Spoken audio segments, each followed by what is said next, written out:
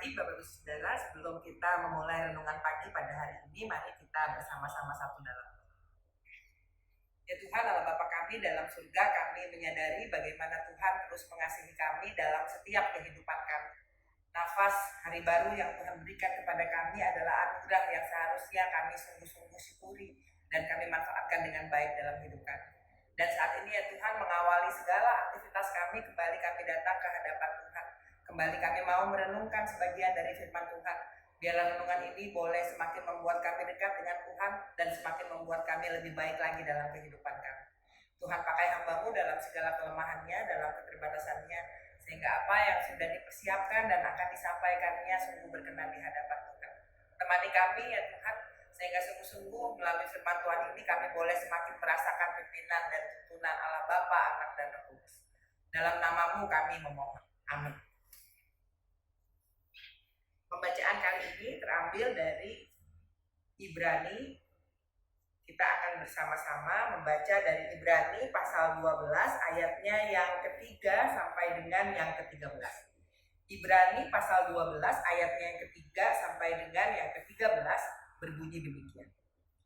Ingatlah selalu Dia yang tekun menanggung bantahan yang sehebat itu terhadap dirinya dari pihak orang-orang berdosa, supaya jangan kamu menjadi lemah dan putus asa. Dalam pergumulan kamu melawan dosa, kamu belum sampai mencucurkan darah. Kamu sudah lupa akan nasihat yang berbicara kepada kamu seperti kepada anak-anak. Hai anakku, janganlah anggap enteng didikan Tuhan, dan janganlah putus asa apabila engkau diperingatkannya. Karena Tuhan menghajar orang yang dikasihinya, dan Ia mencambuk orang yang diakuinya sebagai anak. Bersabarlah, anggaplah semua itu sebagai didikan. Allah memperlakukan kamu seperti anak. Di manakah terdapat anak yang tidak dihajar oleh ayahnya? Namun, jikalau kamu bebas dari didikan yang harus diterima setiap orang, kamu adalah anak-anak haram dan bukan anak-anak yang sah. Selanjutnya dari ayah kita yang sebenarnya kita beroleh didikan dan mereka kita hormati. Kalau demikian, bukankah kita harus lebih taat kepada Bapa segala roh supaya kita hidup? Sebab mereka mendidik kita dalam waktu yang singkat sesuai dengan apa yang mereka anggap baik. Tetapi Dia menghajar kita untuk kebaikan kita supaya kita beroleh bagian dalam kekudusannya. Memang tiap-tiap didikan pada waktu diberikan tampaknya tidak mendatangkan sukacita, tetapi duka cita. Namun kemudian didikan itu menghasilkan buah kebenaran yang memberikan damai kepada mereka yang dilatih olehnya. Sebab itu, kuatkanlah tangan yang lemah dan lutut yang goyah. Luruskanlah jalan bagi kakimu, sehingga yang pincang jangan terkilir, melainkan sembuh. Sedemikian jauh pembacaan firman Tuhan. Yang berbahagia dan kita mendengar, memelihara, dan memperlakukannya dalam keseharian. Ada kisah yang menarik, Bapak Ibu Saudara, tentang seorang atlet yang bernama Wilma Rudolph. Wilma Rudolph ini adalah atlet kulit hitam asal Amerika Serikat yang pada tahun 1960 menjadi wanita pertama asal Amerika yang meraih medali emas. Tidak hanya satu medali emas, tetapi 3 medali emas. Tidak hanya meraih medali emas, tetapi Wilma Rudolph ini mencetak rekor tercepat saat itu, memecahkan rekor dunia tercepat di bidang lari, khususnya lari estafet dan lari 100 dan 200 meter. Tapi kalau kita coba melihat siapa Wilma Rudolph, Bapak Ibu Saudara, ini yang menarik untuk kita cermati. Wilma Rudolph adalah anak ke-21 dari 22 bersaudara yang lahir dari pasangan Ed dan Blanche Rudolph. Dia lahir saat itu zamannya adalah zaman yang masih mendiskreditkan orang berkulit hitam, masih sangat rasis. Dia tinggal di Tennessee, Bapak Ibu Saudara. Lalu ayahnya ini, Ed, adalah seorang buruh angkut, cuman kuli angkut-angkut di stasiun kereta api. Jadi keadaan keluarga ini dengan 22 anak sangat mengenaskan, sama seperti keluarga kulit hitam lainnya. Mereka hidup dalam kemiskinan, dalam diskriminasi, dan sangat sulit kehidupannya. Apa mau dikata, Wilma sejak kecil dia lahir prematur 2,25 kg.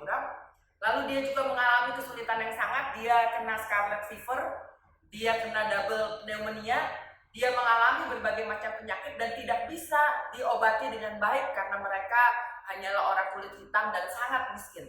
Sampai akhirnya dia divonis oleh dokter bahwa dia akan lumpuh, dia paralyzed, dia tidak bisa berjalan. Tetapi pasangan ini, Ed dan Blanche, berusaha sekuat tenaga dalam cintanya mencari supaya anaknya ini bisa sembuh, gitu ya. Lalu akhirnya mereka berupaya untuk berobatnya nggak bisa sembarangan karena rumah sakit tidak menerima warga negara kulit hitam, orang berkulit hitam. Jadi mereka berobat di sebuah rumah sakit khusus untuk orang-orang kulit hitam yang hanya bisa ditempuh dalam jarak 50 mil. Saat itu sulit sekali untuk mencapai 50 mil. Lalu akhirnya ada dokter yang mengatakan bisa diterapi, dan akhirnya berdua mereka mengantar anaknya seminggu 2 kali menempuh 50 mil untuk mengobati anaknya. Tapi tidak cukup hanya itu. Ibunya dalam cintanya kepada anaknya supaya anaknya bisa berjalan, setiap kali di rumah dia melatih anaknya juga untuk berjalan. Kira-kira 2 tahun mereka menekuni bulak-balik ibunya dengan penuh kasih, mendidik Rudolf supaya bisa berjalan, Wilma Rudolf supaya bisa berjalan. Dan ini dilakukan tidak gampang, Bapak Ibu Saudara. Setiap kali Wilma menangis karena dia kesakitan kalau harus berdiri. Lalu ibunya mengeraskan hati, dalam arti kata dia berupaya untuk melihat walaupun anaknya menangis, dia terus mengatakan, kamu bisa berjalan, pasti bisa berjalan. Kamu jalan pelan-pelan, waktu lari coba kamu pasti bisa. Setiap jatuh dia mengatakan, ingat Tuhan Yesus tolong kamu, jalan lagi. Jalan lagi. Anak ini menangis dalam kesakitannya. Tapi menarik, di usia 12 tahun dia dinyatakan bisa berjalan. Dan di usia 14 tahun Bapak Ibu Saudara, dia mengikuti olimpiade pertama yang diikutinya dan dia meraih medali perunggu. Dan yang tadi saya katakan di awal renungan pagi saya, di tahun 1960 usianya 20 tahun dia meraih 3 medali emas saat Olimpik di Australia. Bapak Ibu Saudara, orang tua yang mencintai anaknya adalah orang tua yang mendidik anak-anaknya tidak selalu dengan kemudahan. Orang tua yang mencintai anaknya adalah orang tua yang mengeraskan hati, menegakkan hatinya saat dia melihat anaknya terjatuh, anaknya belajar. Tapi itulah arti sebuah didikan. Dan saat ini bersama-sama kita sudah membaca Ibrani pasal 12, ayatnya yang ketiga sampai dengan yang ke-13, yang tadi kita baca bersama-sama. Saat ini kita merenungkan soal didikan Tuhan. Dan kalau kita melihat ayatnya yang ke-7, orang tua macam apa, Bapa macam apa Tuhan yang kita imani, Bapak Ibu Saudara. Tuhan yang kita imani adalah di ayatnya yang ke-7 mengatakan begini. Bersabarlah, anggaplah semua itu sebagai didikan. Allah memperlakukan kamu seperti anak, di manakah terdapat anak yang tidak dihajar oleh ayahnya. Bapak Ibu Saudara dan saya adalah anak-anak Tuhan yang dicintai oleh Tuhan, yang di dalam cintanya kepada kita akan mendidik kita. Dan di dalam didikan-didikan yang Tuhan berikan kepada kita, tidak selalu didikan itu berupa sesuatu yang menyenangkan. Didikan terkadang adalah saat bapak kita, ibu kita membiarkan kita terjatuh dan belajar dari kejatuhan itu. Didikan Tuhan adalah saat mungkin kita mengalami berbagai macam hal yang menyulitkan, tapi lewat hal yang menyulitkan kita menjadi semakin kuat dan semakin tangguh. Tuhan yang kita imani sebagai Bapa kita, sebagai Ibu kita, adalah Tuhan yang terus mendidik kita, tidak hanya melalui hal-hal yang mudah. Dan mari, hal yang kedua, Bapak Ibu Saudara, kita memaknai kesulitan-kesulitan hidup yang kita alami, tantangan-tantangan yang kita jumpai dalam keseharian kita, dengan meyakini bahwa ini semua adalah bagian dari didikan Tuhan dalam kehidupan kita, karena Tuhan mencintai kita. Saat ini mungkin kita hanya menjumpai air mata, saat ini kita mengalami kebutuhan, tapi mari meyakini ini sebagai didikan Tuhan yang akan semakin mendewasakan dan menguatkan kita. Dan yang terakhir, yang ketiga, Bapak Ibu Saudara, saya mengajak kita membuka dan melihat kembali Ibrani pasal 12 ayatnya yang ketiga. Ingatlah selalu dia yang tekun menanggung bantahan yang sehebat itu terhadap dirinya dari pihak orang-orang berdosa, supaya jangan kamu menjadi lemah dan putus asa. Kita beriman kepada Tuhan yang mengasihi kita sebagai Bapa kita, sebagai Ibu kita. Tuhan yang sudah mendemonstrasikan bahwa dalam kehidupannya 33 tahun, dia kuat menanggung segala penderitaan, menanggung segala penolakan, penuh dengan tantangan dalam kehidupannya. Sebagai orang tua, saat ia menjadi manusia, ia mendemonstrasikan bagaimana ia bisa kuat.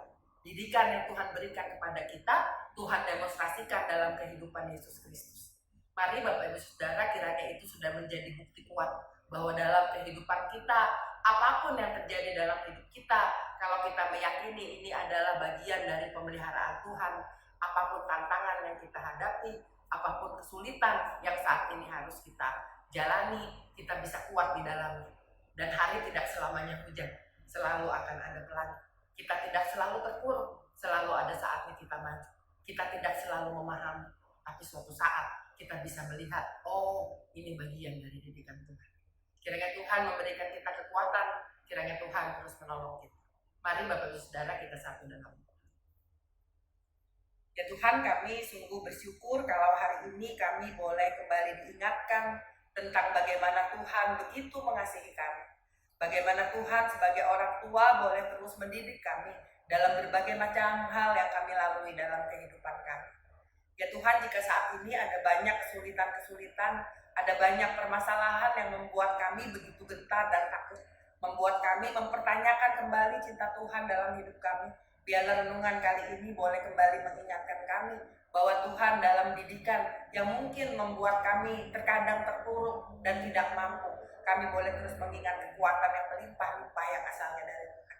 Bahkan Tuhan dalam hidup sebagai Yesus Kristus terus juga mendemonstrasikan kegigihan hidup untuk terus kuat dan bertahan di tengah-tengah segala celaan, hinaan, bahkan penolakan. Ya Tuhan, sekali lagi kami mengucap syukur. Dan biarlah firman yang kami dengar menguatkan kami untuk menjalani berbagai macam tantangan dan didikan Tuhan dalam kehidupan kami. Dan biarlah di dalam didikan itu kami tidak menjadi terpuruk, tapi kami menjadi semakin kuat dan tangguh. Terima kasih atas hari ini. Terima kasih atas penyertaan Tuhan. Kiranya kasih Allah Bapa, penyertaan Tuhan Yesus Kristus dan Roh Kudus boleh terus menguatkan kami pada hari ini.